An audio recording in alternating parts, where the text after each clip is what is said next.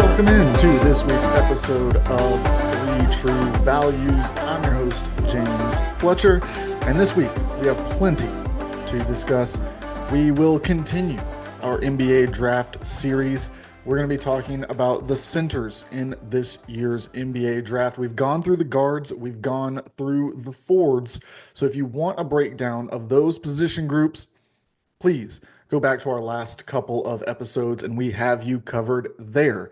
We will also, in the second segment, we're going to talk to Nick Schultz of On3 about the House settlement, everything that you need to know, how it's going to impact college athletics moving forward, how it will impact college basketball specifically as we start to wonder, will this get approved? When will it be approved? And what does it all mean? Because it's all extremely convoluted. We'll do our best to walk you through what we now know. And in the final segment, as we do each week, we're going to take you through the latest transfer portal activity. We're going to keep you up to date on what you need to know about the changing landscape of college basketball as we continue to see players switch teams. Of course, the transfer portal is closed, no more entries, but we still have plenty of commitments left to find out. With the NBA draft as well, the early entry deadline has come and gone. So there's a couple of players who we might have talked about in past episodes who have opted to return to school. Among the most notable who did not enter, Alex Caravan. We know JT Toppin is returning to Texas Tech. A couple of international prospects, among them Dame Sarr, did not enter. He will take the college route. We will see where he ends up. That was not a transfer portal, but is an important piece of college basketball next season. So, as you can see, in a new location for today, we'll be here next week as well. I am traveling around currently in Memphis. We'll be back to the normal location for the podcast here in a couple of weeks, like I said, and then we will continue rolling through our off-season slate. We've got so much here to keep you covered on college basketball, the NBA draft, and everything in between. So let's go ahead. Let's start talking about centers because that is what we have to do in order to round out our position group breakdown that we have been doing over the last couple of weeks.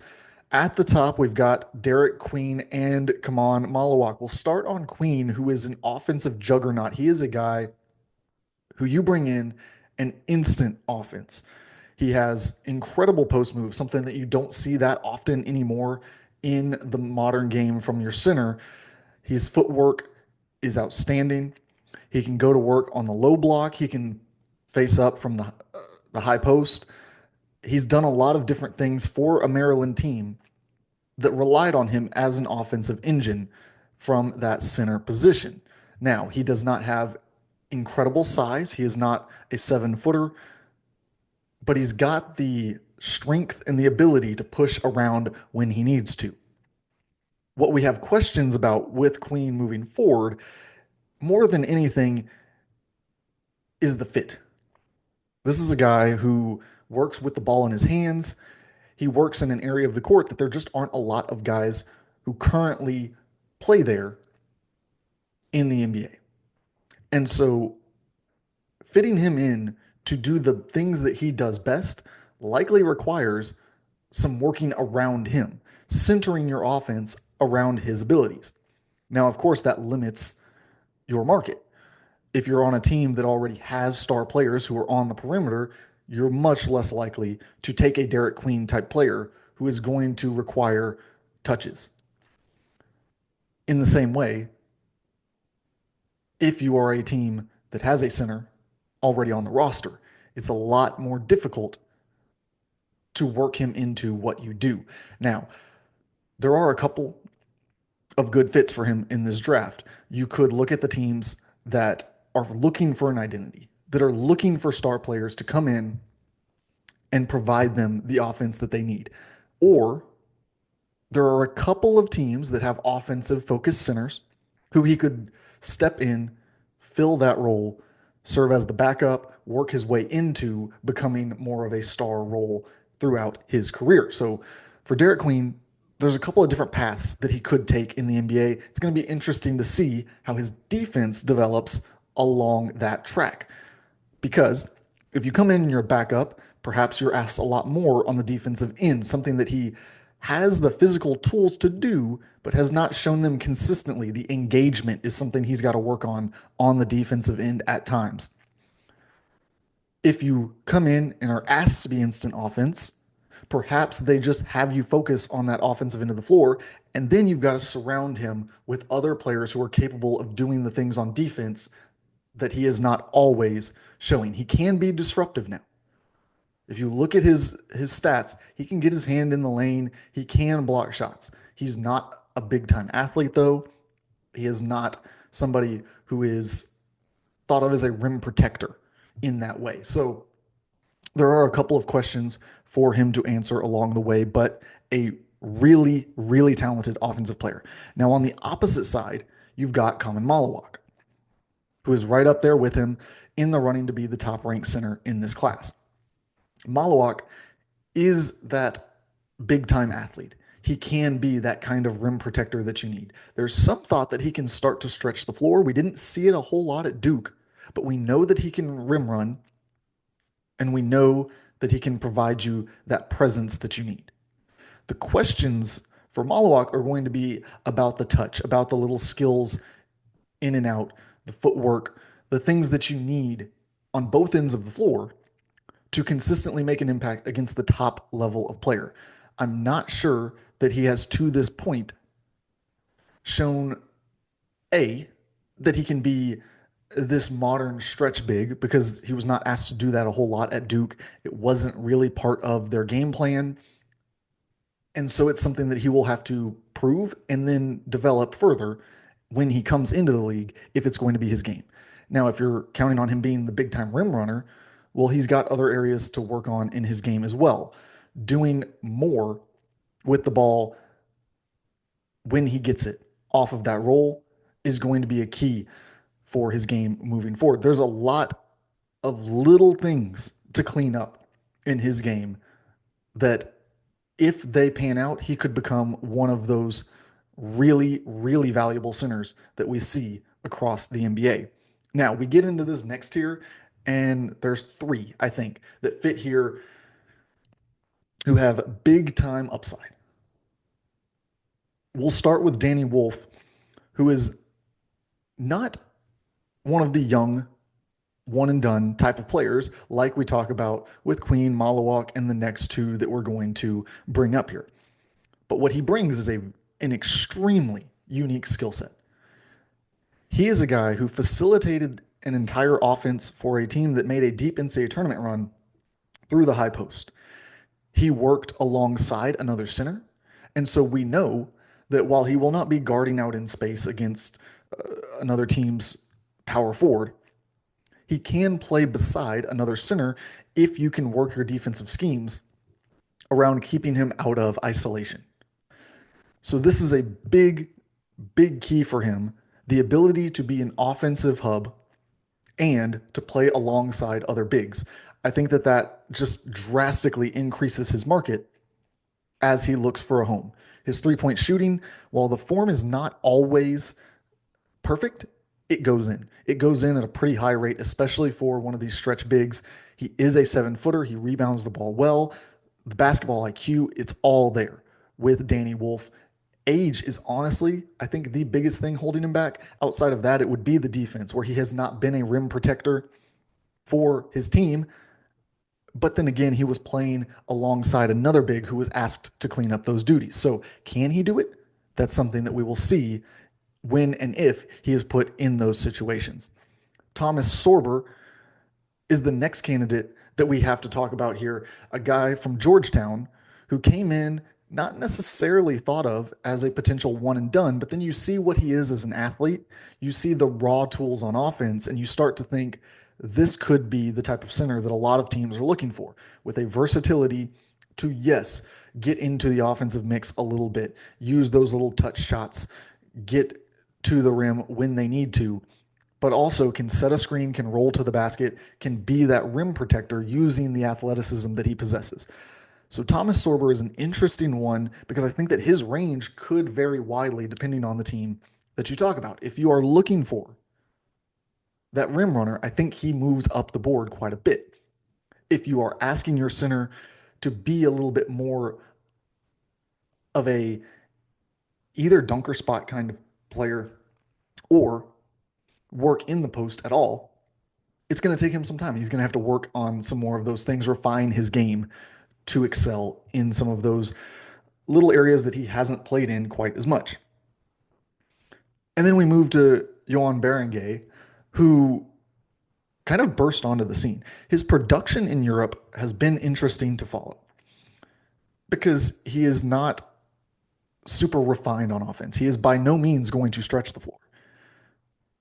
But the question is, with his athleticism, with what he provides you on the defensive end, where he was an anchor for his team, can you then get him above the rim, catching lobs? And that's really all you're going to ask him to do on offense in the short term. Can he set screens and can he catch lobs? Now, again, all NBA teams are looking for something a little bit different at the center position. So we're never going to have a perfect fit that just across all teams at this position is going to work. There's very few of them. But can Berenguer fit into a lot of NBA systems? Are there plenty of teams that I think would love to add him to their offense? I think yes, because of what he brings you on the defensive end. It could be high level production there. Now, that's kind of the end of the sure thing first round we're going to see go in round one, guys. We've got an extremely deep group here of potential round two guys. I don't even know if we're going to be able to touch on all of them who could hear their name called in the NBA draft. That's how many at the center position have what it takes to be a long term backup in this league, to find a role pretty quickly in the NBA. I think that this is where, in this draft, where we've talked about power forward not having a whole lot of depth, that depth being torn apart even a little bit more as we find out the exact number of players who have declared the point guard position. There's not a whole lot of depth there. Center is where it all is. That's where you're going to get really good value in this draft. You could take a guy late in the second who could immediately come in and probably be in your rotation as a backup center. Again, depending on what you're looking for. So let's go ahead. Let's start talking about that group of guys because we have to start with Johni Broome, Player of the Year candidate in college basketball. He is an excellent defender. He's got some versatility to the defense in his game as well. He is a Defensive Player of the Year in college type of guy. At 6'8", he is not this big, imposing presence, but he uses his body well. He defends extremely well in the paint and can move out in space as well and hold up there. So Johni Broome is going to be a versatile defender who showed year over year in college basketball his ability to increase his offensive output and diversify his game. While his percentages did not end up great from beyond the arc, he's got a shot that I think is sound enough that you trust him to take it when open as an NBA center, and got put into some different positions at Auburn as well during his run as a Conference Player of the Year. Alex Condon at Florida, within that same conference. I think that he brings quite a bit to the table from a toughness, a physicality standpoint that is going to be very interesting to see how teams value it. Now, he is a candidate to go back to school as well. He could return to that Florida team, try to raise his stock even more, because you can see he's figuring out basketball as he goes. He's getting more and more refined as he plays more at the position. He is a guy who can work in the high post. He can facilitate the offense to an extent. A lot of screens coming off of him while he handles the ball, which is very common to see in the NBA. So going to be fascinating to see how he develops his outside shot, which has come along at Florida, his ability to rim protect. I mean, he is a versatile defender. He is an athlete who, based on his history, playing different sports in Australia, coming to basketball, I think is only going to improve. He's got a high ceiling in his game for sure. Now, the question is, does he refine it one more year in college before seeing if he can raise his draft stock, or does he head to the NBA and work on his game against the top level of competition? We move on to Yaxel Lindeborg from UAB, another one of these guys. Not a 7 footer, but he's lengthy, he is solid, and he is versatile on the defensive end. We've got some really good defenders in this range of the draft here.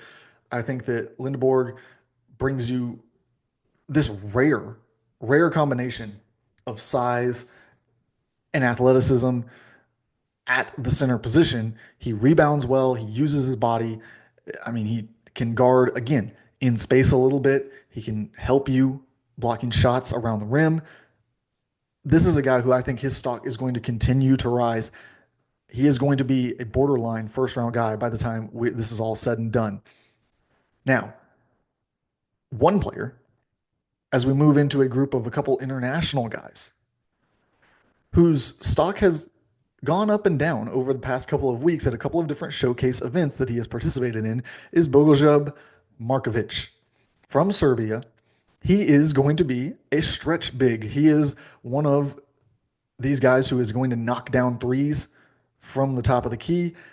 You can bring him into your offense and he will make an impact. The question for him is his ability to hold up defensively. He is not a 7 footer like some of these other guys, but he's also not that freak athlete. He is not somebody who holds up great in space. He does not have the rim protection that we see from some of these other players. So is his offensive impact going to be enough, especially early on in his NBA career, to get him on the court? That's the question that he faces. That's what's going to determine whether he's in this draft class at the end of things or not, in my opinion. Now, there's been enough bursts of the offense that I really do think he's got a good chance to stick, and somebody will give him a guaranteed deal at some point on the board. Rocco Zakarski is a guy who entered the draft. His name did pop up on the sheet provided by the NBA, but is in a very interesting position. He suffered an injury early in the season and did not get to put very much on tape as an extremely raw prospect. And so now you wonder, does he go back? Does he play another year in Australia after he finishes his rehab? Does he try to increase his draft stock with one more year of development, with one more year under his belt, growing in the game of basketball? Because this is a long-term project. Rocco Zakarski is not a guy who's going to come in and be a center who is likely in your rotation. I don't think. He's a guy who would probably spend part of the year at least in the G League working on his game, because the projectables are all there. I mean, it's everything you could want. He, as a purely raw prospect, from the physical tools to the flashes on tape, would compare to me to somebody like Donovan Clingan, who I had at number one on my board last year. Now, last year's class was a weaker class. There was no clear number one, and so I went for the most sure thing. Now, Donovan Clingan was a sure thing because he had produced it at UConn and continued to grow over 2 years. We knew what he was going to be. Zakarski is still at the start of that process. He has got to start to put the pieces together. That's why he's here in the second round. And so I do wonder, is an NBA team going to say, look, the ceiling of this guy is so great that we would rather take him and see if we can develop him in the G League on the end of our bench, working him out, getting him to the physical position he needs to be in, rather than wait to another year and see what happens from a production standpoint. Perhaps he ends up way further up the board somewhere where that team could not reach him in next year's draft. So he's going to be a really interesting one to watch, because we're not going to get to see a whole lot from him. It's really going to be about the projectable attributes and whether an NBA team is willing to bet heavy on what he could be someday. We now get towards the end of this. We're talking about Magoon Gwath from San Diego State, another candidate to withdraw, could play another year of college basketball and help himself. He is one of these athletic rim protectors, really long, lengthy guy. I think that he has got the ability to come in. He could be a backup in the NBA, block shots, rim run some when asked to. That's what he's going to provide you at the next level. We'll see if he can develop some other areas of his game. You've seen him at San Diego State start to put some more into his game along the way, but right now I think that his rim protection is really the trait that he adds. And here's where we get into a couple of college bigs who bring different things to the table, but I think have a real chance in the NBA to be staples at the backup position. Now we see backup centers all the time have these 10, 12 plus year careers just based off of their ability to be solid, to come in and be a steadying presence. You know what you're going to get from them every night that they're out there. To me, that fits what I see in Ryan Kalkbrenner. He's a guy who's got some offensive footwork. He's got some skills on that end. Is he going to be a go-to scorer? Is he going to put up big numbers? No, I don't think he will in the NBA. He's not the type of athlete that it takes to get that done. But with his rim protection on the defensive end, how disruptive he is with his size and length combination, I think that he is a guy who you can trust to put out there and just hold down the middle of the floor while your starting center gets a break, however long that is. But in short spurts, I think that he is a guy who could immediately come in and be effective. We look at Maxime Reynaud, very different. He's a guy who can come in and provide you some offense off the bench. You know what you're going to get on that end of the floor. He is a guy who served as the hub for the offense. He was the go-to scoring option for Stanford for over multiple years. He's a guy who has grown tremendously in his game as well, started as a walk-on, and now here he is as an NBA draft prospect. So big growth from Reynaud. Can you tap into that? Can you get him to continue upping his game to the NBA level? I think that there's a good chance he can at least serve as a backup in this league. And we round out with a couple more college centers here. Jonas Adu and Vlad Golden, who I want to talk about just a bit because Adu comes from our, Tennessee to Arkansas, and there were little flashes, but it didn't pop for most of the year. But down the stretch, you started to finally see the athleticism on display and the ability to get above the rim and make an impact. Vlad Golden, very different. He is your old school, big, lumbering center. Now, there's not a ton of them in the NBA, but the interesting thing with Vlad Golden is that he's the other side of the combo with Danny Wolf. So he has played with another center on the floor. How much can that be an additive for his NBA draft stock? You look at him and you say, we have a big who can stretch the floor. Can we squeeze Vlad Golden onto the court and really up our ability to protect the rim and really up our interior presence, rebounding the basketball? That's going to be interesting to follow as Vlad Golden looks to make his case as a second round pick as well. Hansen Yang, the last one here that we will touch on, Chinese big man, can stretch the floor. Very interesting prospect. Raw game as well. Young, but he's got massive size, and that ability to stretch the floor at that size is something that's going to intrigue plenty of people along the way. Now, when we come back on the other side, we will be talking to Nick Schultz of On3 about the house settlement, everything you need to know there. So stick with us right here on 3 True Values.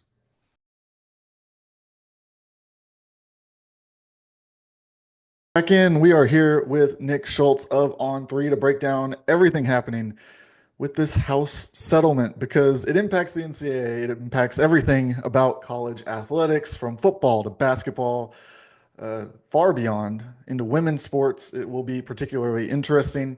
And he's been following it as we continue to cover it at On3. So wanted to bring him in. Usually he's our A10 and Missouri Valley expert, but this is what he covers more than anything for us at On3. So Nick, thanks for coming in. Thanks for helping educate us on what this house settlement actually means and what we are discussing when we have judges and all kinds of hearing dates and apparently hearsay about roster numbers and all kinds of other stuff. So thanks for coming in to just set the record straight here if we can.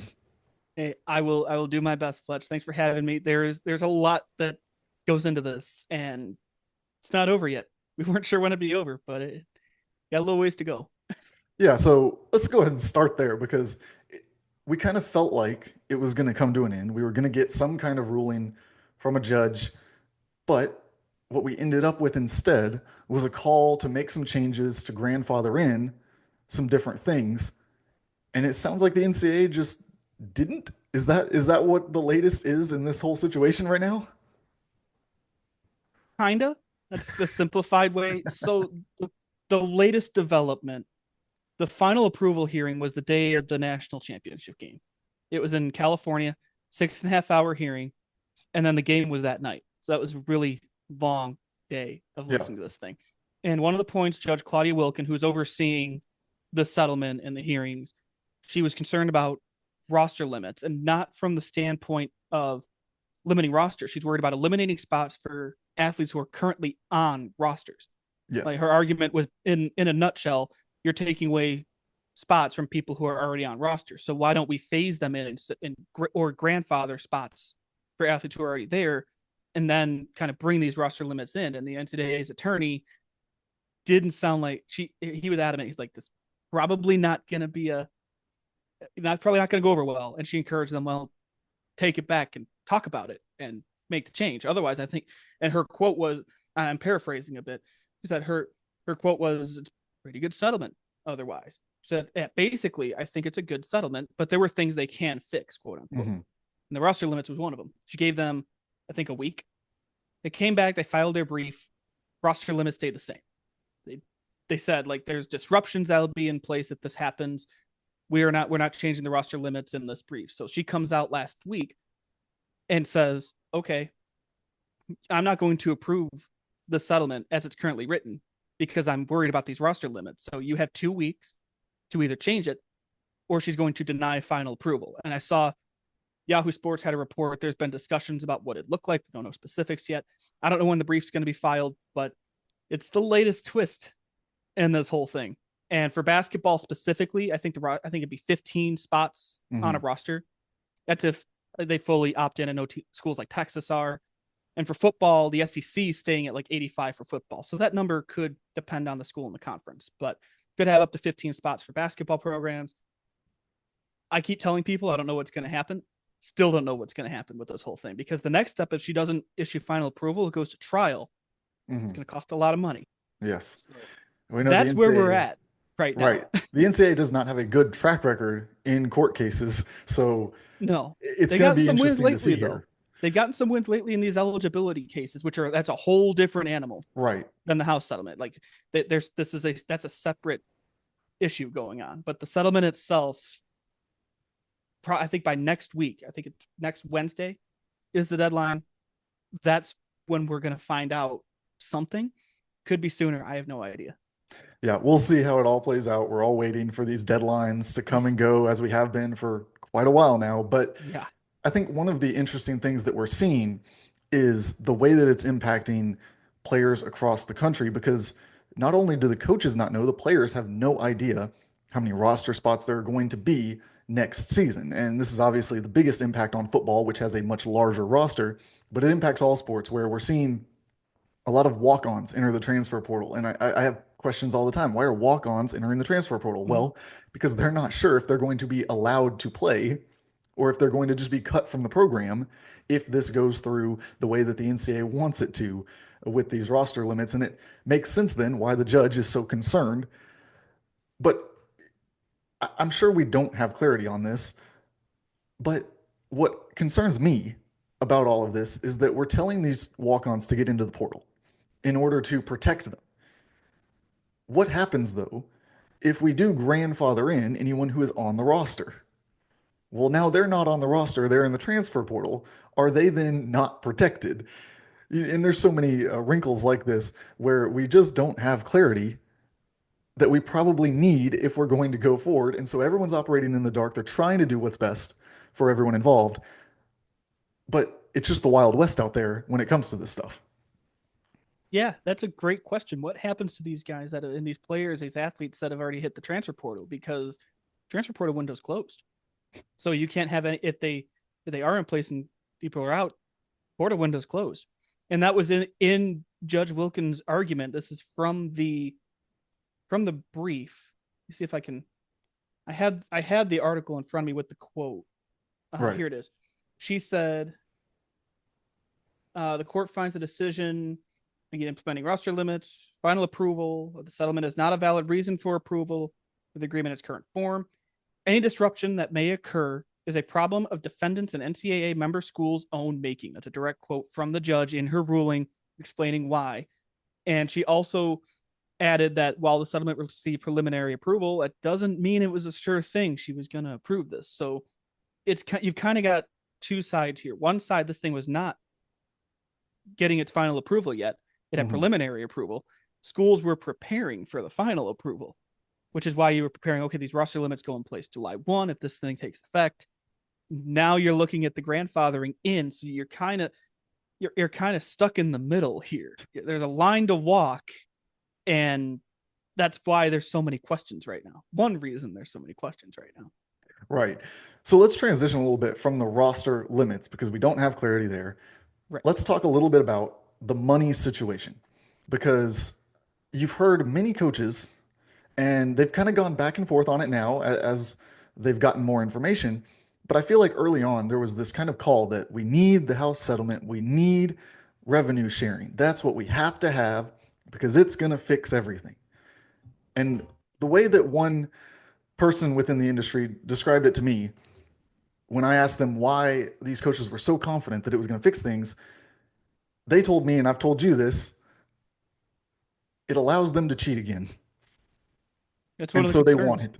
So let's talk about this ability here to set an artificial limit, a salary cap almost in college sports, and what that then does in a new era where there's still not very much protection. We still don't have a governing body that is functioning at the level it needs to.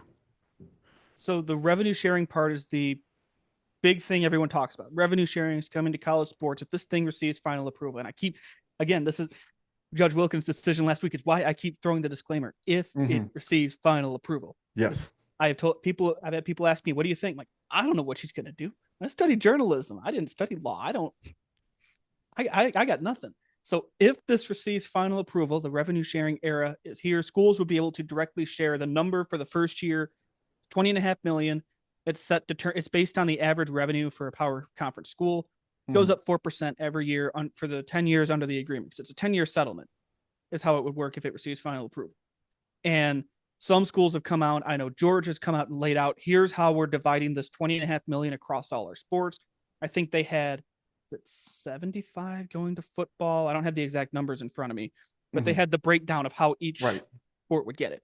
Other schools haven't come out and said how they're going to do that. But that's just the big question is how are you going to address, boom, you got $20.5 million going into your budget that wasn't there a year ago. And, schools like Texas have increased ticket prices, different revenue streams. You've seen the on-field advertisements the NCAA allowed last year. That's a way to do it. But that's just one of the questions is funding this. How is it going to be distributed? There's also questions about Title IX. There was the guidance from the Biden administration came down just before President Trump took office. The Trump administration withdrew that guidance. So there's a lot of moving pieces here beyond just the roster limits and the revenue sharing that's coming from the schools. What about collectives roles? These outside donors. That's why there's solutions, but there's also still questions with this. Yes.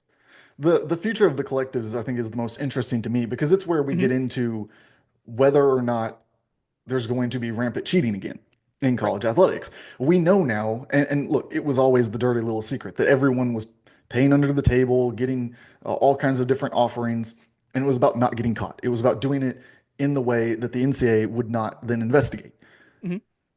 Obviously, NIL brought that all out in the open, and now everyone is shocked to see guys getting money to transfer from one place to another.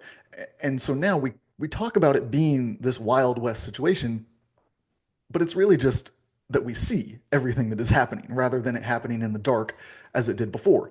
And obviously the NCAA not being able to enforce a lot of its own rules as an enforcement body has led to more and more pushing of the boundary. So as we go into this revenue sharing era, are there any steps that they're taking to make sure that they enforce the salary cap that is being put on this? Are they actually going to be able to make sure that each team spends that dollar amount and no more on the players they're bringing in? That's the big question to me.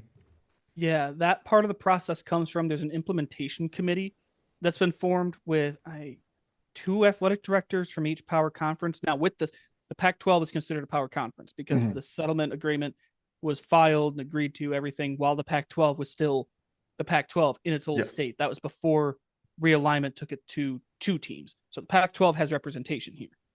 And that's part of the implementation committee.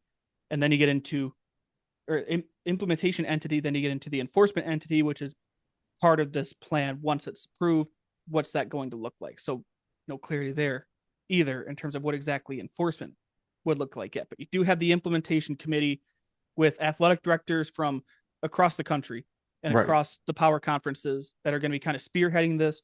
From there, I guess we'll see what happens after final approval. If we get there, Yeah.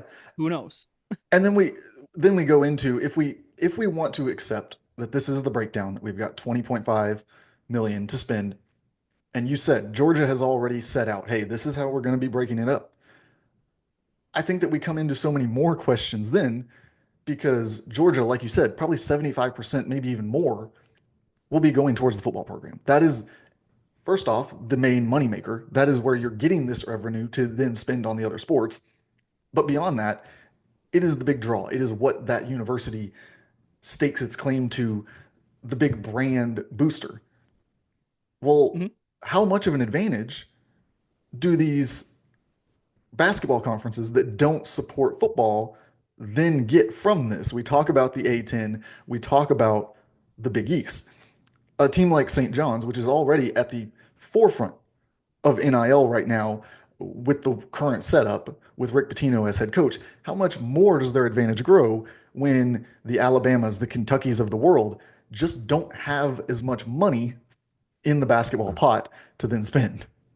That's something that was talked about a lot during March. You heard that quite a Mm-hmm. bit. There were a few reports floating around about what numbers would look like because a lot of these schools, that 20.5 million, that's every school. That is not 20.5 million for football schools or schools with football, and the number's different for basketball. No, it's 20.5 million across the board.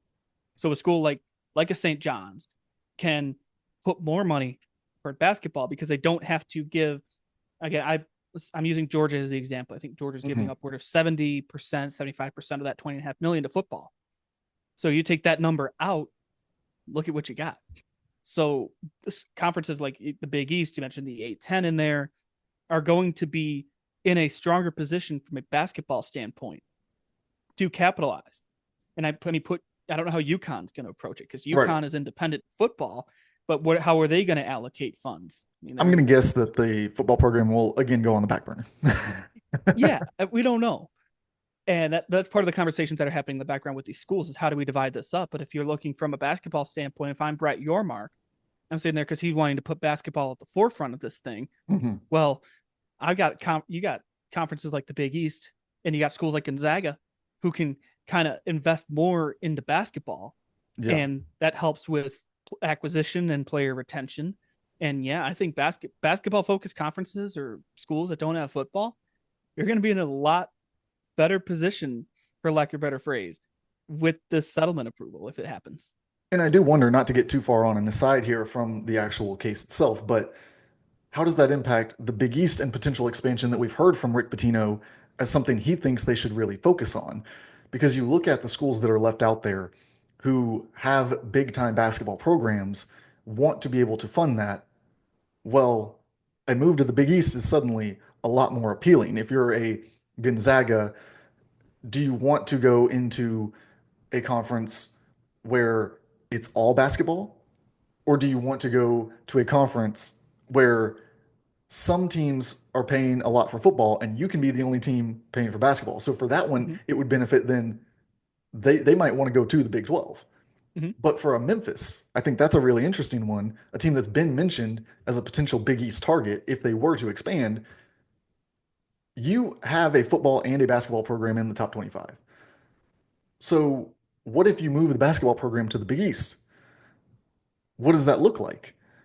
what does the football program then do? There's so many questions when it comes to moving teams around in conference realignment as we have this new wrinkle to the plan that I think are going to be really fascinating to watch because with a situation like Memphis, there's other schools across the country who are doing this. What happens if you're in one conference for one sport and one conference for another? How does that impact your ability to split revenue? Exactly. These are some of the tough conversations that have to happen and have been going on since this received preliminary approval. This was back, I forget when exactly it received preliminary approval, even, but it's these have been conversations that have been happening that are going to continue to happen. If this thing receives final approval, it received preliminary approval in October, by the way, and it Mhm. was last calendar year. I couldn't remember how far Right. back last calendar year, but it's part of the wait and see that we're going to have happen because realignment is it over? I know with Patino's idea of the Big East and ACC, first of all, on paper, sure, sounds great, but there's a little thing called media rights deals that you got to Hmm. untangle there. And that's a different animal in and of itself. Yes. And yeah, that's part of these unknowns is what's going to happen with conference affiliation and everything like that. There's so much up in the air. No pressure on Judge Wilkin, but this decision's significant no matter what happens. Yeah. Definitely, I think it's pretty simple here to say, based on everything that we've talked about, that this is not the end all solution. This is not No, the savior of college sports. This is just something that they can put in place to then have a basis or at least a starting point to then try to build out the future of what college yeah. sports looks like, to then start to implement based on what Mm-hmm. is ruled in this case, how things are going to go moving forward. I do want to touch on before we finish, though, this Title IX issue, because I think it's a big one. And yes, it is interpreted largely through whatever the current government says. But it does seem like if you're reading Title IX at its most basic level about equality across sports, how can you then reconcile spending 75% of your money on football? And then, as we know, the second biggest chunk would then go to men's basketball. So, how easily is that going to be passed through? Can they put something in there that makes it untouchable of a topic when this is inevitably challenged? That one I'm not sure about in terms of protecting it in the agreement itself. I just know the conversation about Title IX especially come down to roster limits and dividing up the revenue share dollars. Mm-hmm. And that was discussed during the final approval hearing earlier this month. And I don't remember how exactly Judge Wilkin approached that. I remember it was mentioned, but it Mm-hmm. wasn't like a hang up or Right. anything. Like there wasn't it wasn't to the extent of the roster limits are because the roster limits were the big thing that it took center stage is how I put Right. it in the articles that day.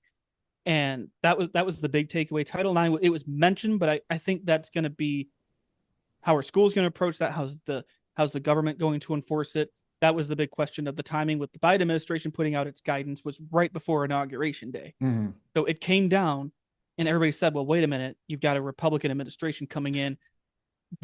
This probably isn't going to stick. No, It didn't stick. immediately flips. Yeah. And now there's still questions around what's it going to be like with the administration. Is it going to change down the road? The Title IX issue was not part of Judge Wilkins' concerns Mm-hmm. necessarily. I just think it's going to be something that the schools are going to have to figure out, and the government's going to have to maybe issue guidance. Conference is going to have to make some decisions. I do not know on that one. That one's over my head. Again, there's so much left to figure out after we get this finally put in I, place, I and we'll took see. one sports law class as part of my minor in college. Did not think I'd have to Yeah. use it It this did not much, cover this but much in depth. no, it wouldn't. It did not prepare me for anything like this. It prepared me to navigate like reading the briefs and everything like that, but big picture, it's a little over my head. Yeah, that's for sure. I think that's where we're all at right now. But Yeah, we have gone over quite a few of the issues that are facing this right now. we So scratched thank the you. surface pretty well, I'd say. Yeah. Thank you for coming on. Thank you for breaking down some of these nitty gritty details that it's impossible to keep track of what all's going on and Mhm. who's trying to push for what in the settlement and the timeline for it. So we'll talk to you soon, hopefully about basketball, maybe maybe about legal matters. So we'll see what comes up next. I'll watch my cousin Vinny again to get the legal mind going again. I Yeah. got you. Anything you need, Fletch. You know that. All right. Appreciate you coming on. Thanks, man.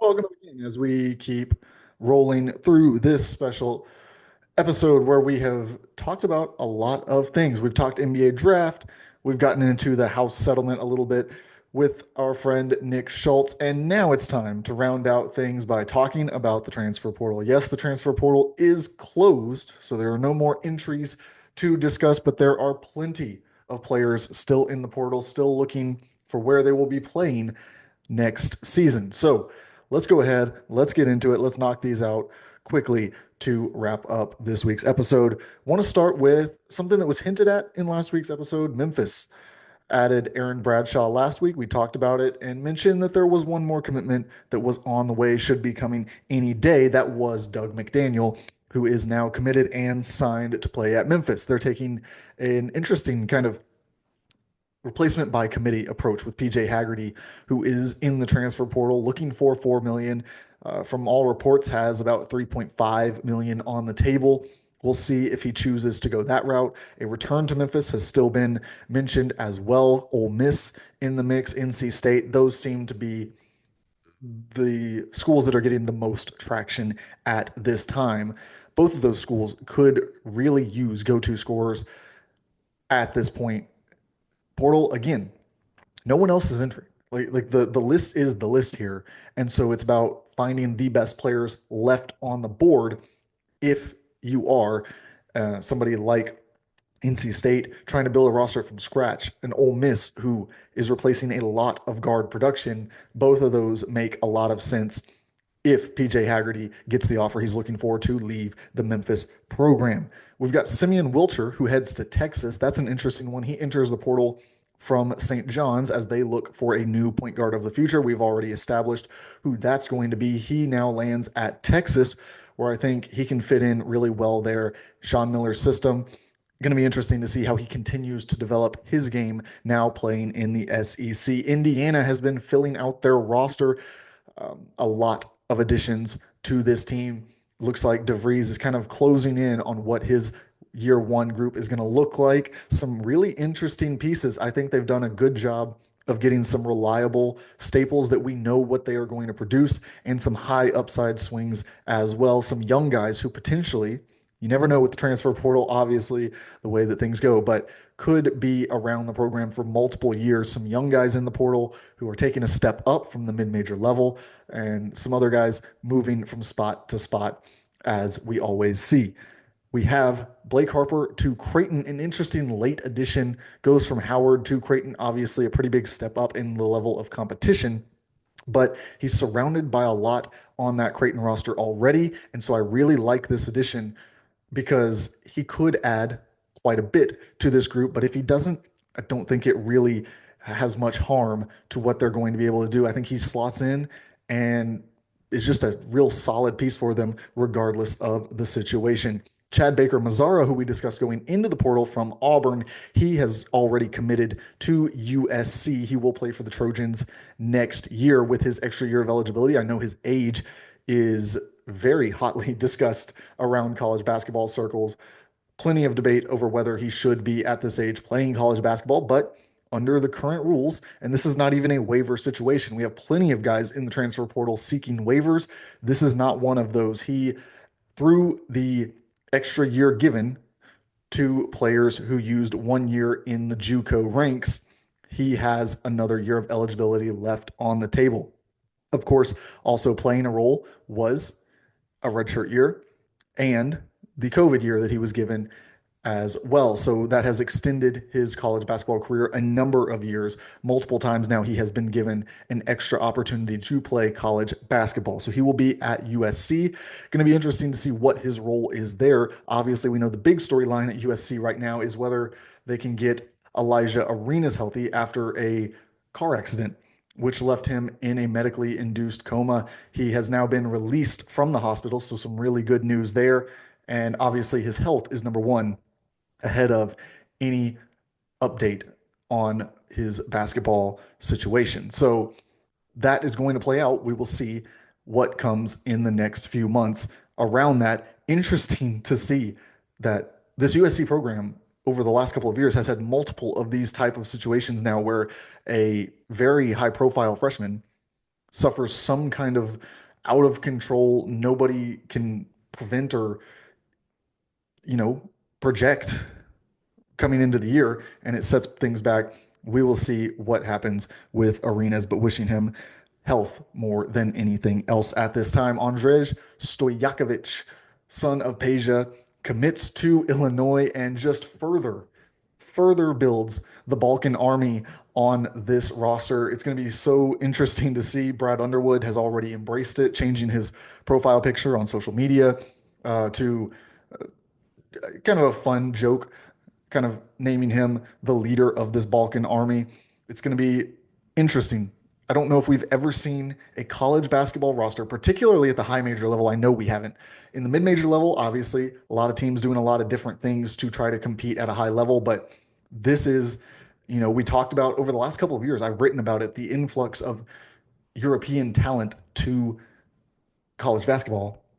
It has picked up more and more over the past couple of years, and this year feels like kind of the levee's broken. This is now a real path that European prospects are looking to take with everything going on in college basketball. It is a huge bonus for coaches who are able to land these international prospects. I've written about some of the features, the traits that coaches really like when they're able to get these type of players in. Stojakovic, of course, obviously a slightly different example with his father's lineage and the fact that his father played in the NBA. He has been in the United States for, a long space of time. He is not somebody who is coming over and learning the culture. Also has played two schools previously with some really good results. Darian Reed transfers from Alabama to Oklahoma, and I think this has been a really quietly good transfer portal cycle for Porter Moser at Oklahoma. I think that a guy who's under pressure for his job, certainly over the past couple of years, obviously got into the NCAA tournament this year. That was big for buying himself some more time, building this thing the way that he wants.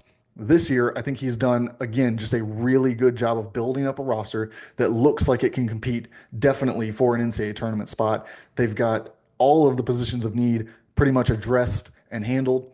I like what they're doing there. Reed is a real high upside swing, a former five-star recruit, a guy who was in mock drafts coming into the year, did not play a huge role for Alabama, but did play a significant role. He was on the floor for them in some big moments throughout the season. Cedric Coward, maybe the best player left on the board at the time that he committed, heads to Duke. He chooses them over Alabama, so a really big get for the Blue Devils there. That is, of course, if he chooses to withdraw from the NBA draft. That is not a given at this time, because I think he's going to have some real interest. Now, the one thing that does perhaps go in Duke's favor more than it otherwise would is his injury last season. He was held out of a majority of the games. He only was able to put up a few performances on tape since the last time he got feedback from the NBA. And so how much has his stock gone up in a year? Is this a weaker class in this area of the draft? Those are some different questions that are going to be answered over the coming month before he decides for sure whether to withdraw his name from the draft or stay in and leave Duke hanging there. Amari Abram heads to Tennessee, part of a big week for Tennessee recruiting.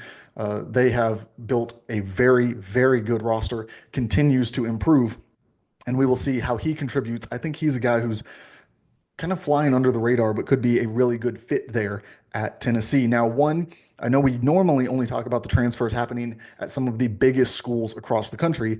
We are going to pause, though, and talk about Mikey Williams heading to Sacramento State. I think really interesting transfer here, as we have seen Mike Bibby take over as the head coach. Shaquille O'Neal takes over in a general manager role for that program. His son obviously has transferred into the Sacramento State roster as well.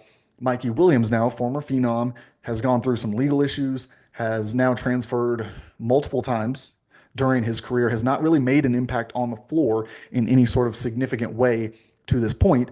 But obviously, there's a lot of talent there. We know that. We've known that since he was very young. It's about unlocking it, and we will see if Mike Bibby and company can do that at Sacramento State. A step down in competition. Hopefully, some structure there that could help him find his rhythm once again. And we'll wrap up today's show by discussing Keaton Bairstow heading to Alabama. This was an under the radar transfer. I think it was kept pretty quiet throughout the process, their pursuit of him. I know that it did finally get out that he was coming onto campus, but this is a classic Nate Oates player. He loves having that power forward, theoretically can stretch the floor, but doesn't always have to knock down threes to do so. I think Noah Clowney, when I look at this, I think that that's kind of how they project a lot of these players who fill this role. Jaron Stevenson, obviously over the past couple of years, they've used guys before Noah Clowney in that same role as well. If you look, this tall, lengthy power forward option who can play, at least play on the perimeter, has been a staple of Nate Oates' system and will continue to be with this pickup. Again, maybe not a guy who's going to go out there and put up huge numbers, but the intangibles are what they're looking for. The way that he looks out on the court more than anything. And another one of these young transfers who potentially could stay in the program for a number of years, kind of build up their cachet, continue to develop as a player while in a bigger program. We'll be back next week with plenty more right here on Three True Values. We've got a lot more NBA draft coverage ahead. Of course, we'll continue to keep you updated on the transfer portal as well. So once again, I want to thank Nick Schultz for coming on the show today, and thank you for listening. We'll be back next week right here on Three True Values.